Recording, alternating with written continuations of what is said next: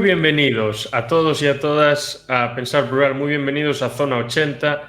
Hoy contamos con Daniel GL y con The Phantom, o debería decir Joel Goodsen, que está imitando ahí a una figura importantísima en la película de la que vamos a hablar. Muchas gracias a los dos por estar aquí.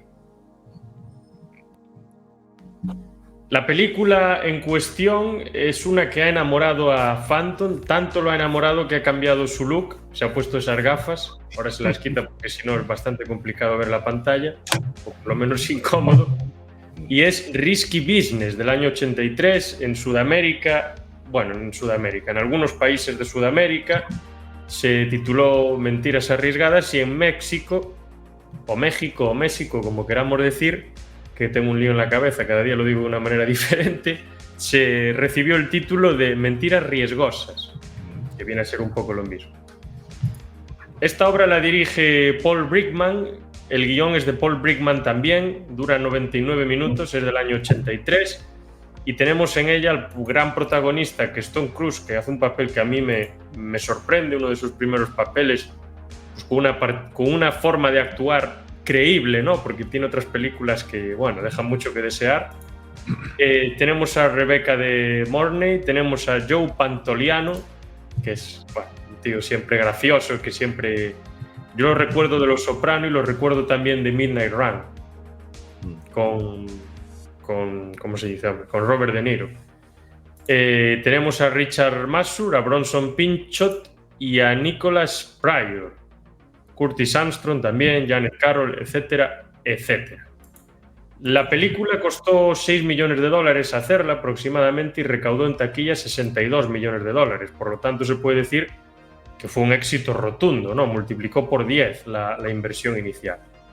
Y ahora vamos a tirar de Phantom, porque vamos a tirar de ese enamoramiento que ayer le generó la película y ese encantamiento. Y vamos a preguntarle un poco que nos diga el argumento de qué va la película, pero que nos vaya introduciendo un poco su percepción, sus sentimientos sobre lo que veía, sus emociones. Bueno, pues trata sobre un chico preuniversitario, en este caso, que va a tener a disposición suya por completo la vivienda donde reside, porque sus padres pues marchan de vacaciones. Y todo ello le va a ir sumergiendo en una espiral de fantasía sexual, todo tipo de peripecias inexplicables que le llevarán a eso, una espiral que posiblemente, lo dejo ahí un poco ahí, tendrá o no recorrido positivo o negativo. Es de eso de lo que va. Sí, hay que decir, bueno, ¿qué podemos decir de los padres? No, Daniel igual nos puede comentar algo de ello. Lo primero, que eran dos personas odiosas de clase alta, y ahora ya le dejo a Daniel que añada alguna cosa más. Y de los amigos también. Sí, hace un retrato así muy crítico de lo que es la vida en un barrio residencial estadounidense, y de los padres, los amigos, o sea, son los típicos que están hablando de la Ivy League, que son las 8 universidades más importantes de allí, de Estados Unidos, y que, por si alguien no lo sabe, como allí las universidades, a diferencia de en Europa, privadas son mejores que las públicas, aquí no, aquí o son iguales o las públicas son incluso mejores que las privadas. Pues claro, eso demuestra que eso es poderío económico. O sea, tú solo puedes ir a Princeton, creo que era la que le decía el padre, si eres un genio, si eres un gran deportista, o la opción mayoritaria si tu padre es rico. O sea, estamos hablando de ese tipo de personas. En la película se le hace un comentario al personaje de Rebecca de Mornay, la prostituta, que viene a decir poco más o menos eso, que ella, que él la esté juzgando a ella cuando él viene de un barrio residencial con su Porsche de su padre, su no sé qué, no sé cuánto, pues es un poco como en plan de tú qué sabes de la vida. Entonces sí, pero bueno, todo esto tiene su parte de crítica y luego tiene su parte, digamos, así loca, fantomiana en cierta forma, con toda esta espiral, como él ha dicho, sexual que se produce. Y a mí lo más interesante que me parece de esta película, aparte de que me parece bastante original la idea y el concepto, es el tema de que, haciendo el spoiler que Phantom no ha querido hacer, al final, en este tipo de historias tan locas, ya sea de los 80 o de los 70 o tal, el personaje protagonista recibe un merecido por sus faltas, pecados, como lo quieras decir, y sí, aprende de ello y sale adelante. Aquí, en cambio, el personaje protagonista, aparte de un mal rato y algunas cosas que le pasan,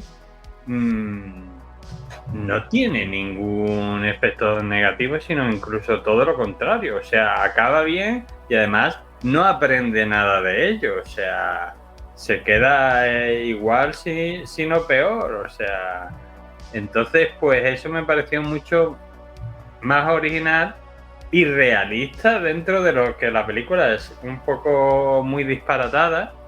Pues me pareció ese toque final bastante realista, la verdad.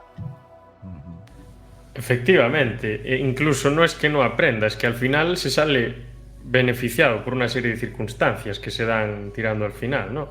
Pero yo veo que el protagonista evoluciona. En un primer momento es un niño de papá muy preocupado por ir a la universidad y por querer realmente hacer algo, y de repente como que se va viendo influenciado por su entorno cercano y por lo que le pasa con esta chica de compañía o prostituta, y empieza a cambiar sus ideas, ¿no? Empieza a convencerse de que lo importante en esta vida no es alcanzar la excelencia en algún ámbito. Por ejemplo, ser un buen doctor, un buen mecánico, un buen tal, no. Lo importante aquí es hacer dinero. El predicamento básico de los Estados Unidos, ¿no? Aquí lo que hay que hacer es hacer dinero. ¿Eres libre? ¿Por qué? Porque hay que hacer dinero, punto. No eres libre porque esté bien, no. Eres libre porque hay que hacer dinero, y si no eres libre es más difícil hacer. Entonces se le mete eso en la cabeza y empieza a pasarle un montón de cosas rocambolescas. Lo más curioso de todo es que le pasan en 3 días o 4, y le pasa absolutamente de todo. Es capaz de perder un objeto muy valioso y de recuperarlo al día siguiente.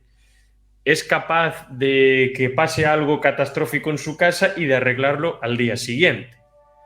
Y luego de hacer todo eso es capaz de disimular delante de sus padres, y sus padres son capaces de echarle la bronca por una auténtica estupidez, que a lo mejor no estaba ni ahí. Pero lo más gracioso de todo es que todo el problema empieza por uno de sus amigos, un auténtico payaso, que coge un día, se le ocurre llamar a una prostituta, y lo que viene es lo que rompe la película.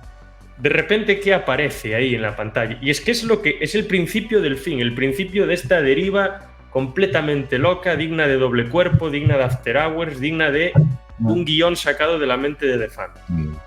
Sí, lo primero que aparece son unas piernas, para empezar, unas piernas dirigiéndose hacia la casa.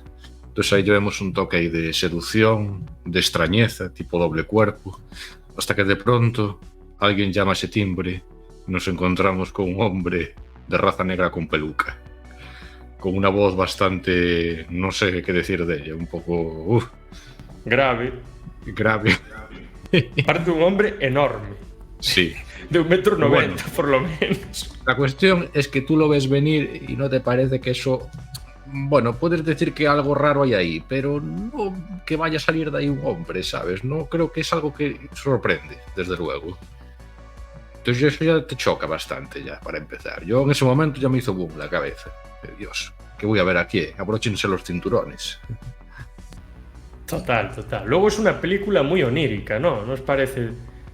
Es como que está todo metido así entre bruma, entre una cierta oscuridad, unos claros oscuros. Parece que toda la película es como parte de un sueño. Eso me recordó muchísimo a Doble Cuerpo.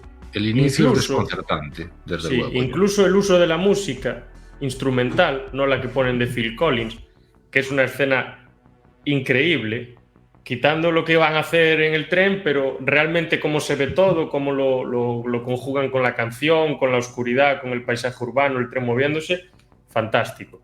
Pero quitando esa música, el resto es música instrumental, quitando alguna otra cosa también, que se parece mucho a la música de Doble Cuerpo, la de Paparazzi, que se llamaba la canción. Sí, totalmente. Yo me remitía a la primera escena y es que me parece brutal, de una majestuosidad de cómo está rodada, me parece increíble. Sobre todo porque ya ves que él empieza a contar ahí que se cuela en casa de sus vecinos y de repente ves allí una chica en la ducha y la empieza a mirar allí. No, lo primero que te viene a la cabeza es que es un sueño eso, ¿no? Eso ya es lo que piensas. Sí, yo creo que es un sueño, pero sí que va contando eso. Y eso primero es un sueño, sí.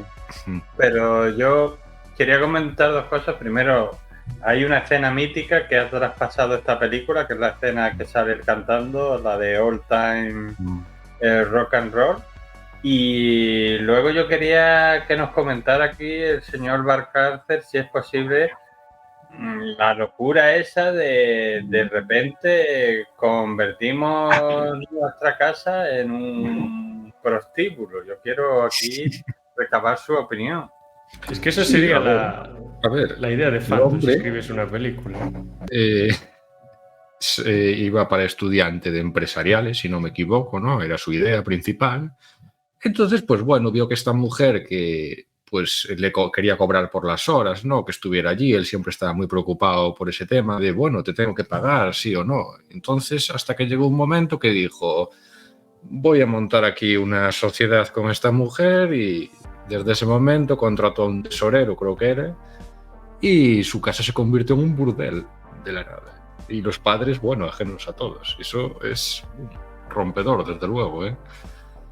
Porque mira que no entró gente en esa casa, ¿eh? Manda narices, ¿eh? Hasta entró una persona muy importante en la película, ¿verdad? La persona que le iba a admitir en la universidad. Sí, sí, y hace la peor entrevista posible, más gamberra, con las gafas, tal, fumando. Y allí hay un desfile de personas en medio de la entrevista, que es un ambiente formal, serio, que de repente ves allí unos que le dicen, nos dejas el sofá, me parece que les dice, sí. Después otros que querían allí colarse allí para hacer allí cosillas, pues, y el hombre allí todo serio, hasta que le dice, no tú no estás admitido al final. Pero a él le da igual, como aquí la escena esta, que fue donde dijo... Y le dice que no, pero sí que está admitido. Al final sí, pero él en principio piensa que no. Sí, pero cuando se va de Princeton hay un detalle que está acompañado por 3 chicas. O sea, no se ve directamente que haya pasado nada, pero desde mi punto de vista se intuye que bien la Lana o algo, sí, seguramente Lana o quien sea, le habrá dicho a alguna de sus chicas darle a este hombre un repaso para que... Porque si no, no se entiende. O sea, te dice en la entrevista, como dice Phantom, no estás admitido, y después llega allí a Princeton y dice, ay, que sí, hombre, que sí estás admitido. No, hombre, no, ahí ha pasado que ese hombre tendría un atasco y se lo quitaron totalmente. Al final lo que decía, hijo de un rico, o sea, el dinero lo que hace y la compañía. Luego la escena del coche, del Porsche, lo que pasa con él, es que no se ve venir por ningún lado. O sea, es una escena completamente aleatoria. Está hablando con la chica de sus cosas, de sus problemas, y de repente le empiezan a pasar cosas al coche de forma aleatoria, no son capaces de arreglarlas, se ve sumido, o sea, pasa de un problema a otro. Y luego la presencia de Joe Pantoliano, ¿no? Tanto el rato tocando las narices, pero como un memo. Y, o sea, es como el antagonista de la película, pero que no es antagonista, porque al final es un bufón, es un payaso del que te estás riendo. Y bueno, increíble, o sea, demasiado. Y no, es que no te das... Cada cosa que pasa es como un escalón más en la trama. Totalmente. Yo hasta me acuerdo la escena en la que está allí en la casa al principio y de repente aparece la policía. O sea, le están allí en el jardín y yo, pero esto, sale ahí con las manos en alto. Y ¡buah! Espectacular. Y bueno, después, ya hacia el tramo final, ahí hay unas cosas que... Válgame Dios, ya se te encoge casi el alma. Pero muy bien la película, la verdad. Mira que he visto algunas comedias como Esta casa es una ruina, que también me gusta bastante, pero esta, pues, no sé, esta no envejece, esta película. La de Esta casa es una ruina sí, por ejemplo. Hay un problema en las películas de comedia muchas veces, quizás sobre todo en los 80, que se vuelven muy cargantes. Y son como histriónicas, ¿no? Que es como muy exageradas, que se sacan de contexto constantemente. Pero yo esta la veo muy bien. Claro, es que esta película a mí me parece graciosa, pero no es cargante, porque no ves a los personajes intentando hacer chascarrillos, ni gigs, ni hacer la risa fácil todo el rato, como en otras películas. Ellos tienen una suerte de humor como más natural, ¿no? O sea, como que es parte de la actuación, como que es algo que sale de ellos, no es algo que ellos quieran hacer aposta. O al menos son capaces de no reflejar que quieren constantemente hacer reír al público. Y parece que están actuando pues naturalmente, de forma normal y corriente. Y eso creo que le da un punto muy a favor. Y me parece también que es una comedia inteligente, no es la típica comedia superflua con poca chicha. O sea, al final se está haciendo una broma que no es tan broma porque tiene unos toques bastante oscuros, la verdad, bastante siniestros a veces, pero se está haciendo una broma sobre una realidad y se está plasmando lo que puede llevar esa realidad y se hace bien, sin ser cargante. Sí, desde luego. Y la banda sonora, como dijimos, pues tiene esa música instrumental que me llamó mucho la atención, hasta me llevó a buscarla a YouTube, esa música, y aparece por ahí, hasta encontrarte igual Sting, Phil Collins, no sé, canciones que quedan muy bien en cada escena donde están colocadas. Sobre todo la de Phil Collins. La de Phil Collins en el metro es tremendo eso. Sí. Sí, es que es ese tipo de película de la cual la estética forma parte del argumento. Veo, o sea, yo quizás encuentro alguna influencia. ¿No? Sí, en esas escenas, no sé si me va igual a corregir Daniel, pero en La Mujer de Rojo, ¿sabes cuál digo, Daniel? Sí, puede ser. Tiene cosas. Las dos son comedias ochenteras, pero bueno, la otra es más posterior. Es posterior la otra, creo. Sí. Sí, y la otra es más comedia. Esto, yo no quiero llevarlo a la contraria, pero yo diría que es más bien un poco tragicomedia o comedia trágica. Sí. Porque tiene cosas que te ríes, pero tiene otras cosas que son muy oscuras. O sea, cuando están sentados en el coche, antes de que pase todo lo que ha contado Rubén, le pregunta a ella que por qué es prostituta, y él dice, para que mi padrastro dejara de buscarme. Entonces, claro, dice, tú escuchas eso y dices, hostia, qué mal rollo. Y luego inmediatamente pasa lo otro y te ríes, pero que se van mezclando cosas divertidas con otras cosas que tú dices, esto no tiene tanta gracia, pero sí, estéticamente sí que puede que se parezca bastante a La Mujer de Rojo, sí, la verdad. Pues llegados aquí, voy a pedir a Phantom que nos haga una conclusión aconsejando por qué deberíamos ver esta película y que le dé una nota. Yo voy a decir mi nota, que va a ser bastante alta, porque la película realmente a mí me ha hecho, en parte, mucha gracia. Me ha hecho ver una sátira a una parte de la sociedad estadounidense. La estética es embaucadora para mí, me parece una auténtica genialidad. La música, la colorimetría, la iluminación. El argumento está bien construido, no se atropella, no es cargante, es simple, pero a la vez trata temas que no son superfluos ni es una chorrada. Y realmente, por la moraleja del final, como decía Daniel, es muy original, porque es una moraleja sin moraleja. Y es algo realista. Y yo le voy a dar, no sé si lo dije ya, un 8. Y ahora le doy paso a Phantom por esa conclusión, reflexión y consejo. Yo voy a ser más generoso. Voy a darle un 9 porque me pareció una película en cierto modo inesperada. Porque bueno, ya sabes que va a ser una comedia y tal, pero tiene ese toque de elegancia, ese toque de misterio, de ensoñación. No sabes si lo que estás viendo es algo real o no.